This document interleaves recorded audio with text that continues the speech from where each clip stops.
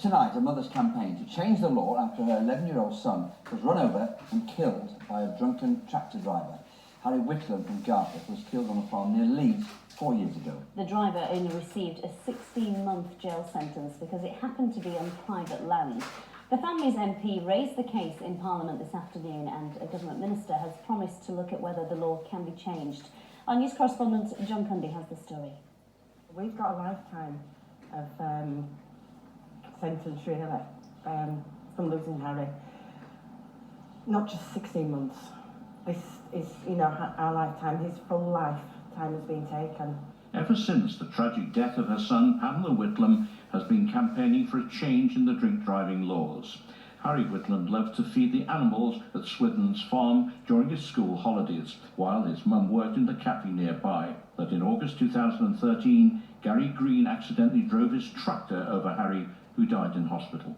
Gary Green had been almost 3 times over the drink drive limit, having consumed the equivalent of 13 pints of beer when he went to bed only hours before the tragedy happened. Harry's family then had to endure 3 years of legal wrangling before any action could be brought against the tractor driver. Gary Green was jailed for 16.5 months, only under health and safety laws because the accident had happened on private land. The Whitlam family's MP raised the anomaly in a Commons debate late this afternoon. Harry Whitlam is dead because of a drink driver, and it shames us all that he cannot be prosecuted because of a loophole in the law. He had 11 years. After 11 years with us, I want to remember those times, and I want to do something to help us now remember the happy times of Harry, and we need to campaign and do something good in his name. My family sort of ends with Harry's name, and we want to make Whitlam's law a way of carrying it on in a really good, positive way. Harry Whitlam's family say they owe it to his memory to go on fighting for a change in the drink driving law. John Cundy, BBC Look North, Rothwell. The Elmet and Rothwell MP Alex Shelbrooke, who raised the issue in Parliament, joins us now from Westminster. Mr Shelbrooke, what response did you get to the Whitlam's law?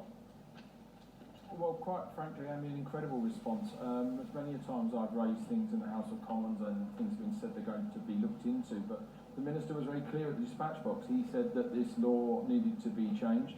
He said that it was complex and would take time, and he outlined some of those reasons for response, but the direction of travel is clear.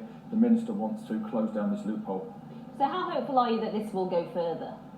Well, I'm exceptionally confident and positive tonight that we can actually get this change to the law. I asked the Minister on the floor of the House, and he's agreed that he will meet Pamela and her legal representatives along with myself, and we'll really make the case as to what this means. But I was very impressed with the response of the Minister, and I think we can all take heart from what he has said this evening, because I get the impression that he wants to change this law.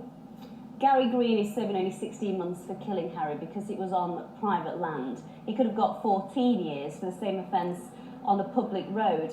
How frustrated are you that this loophole in the law hasn't been addressed before now?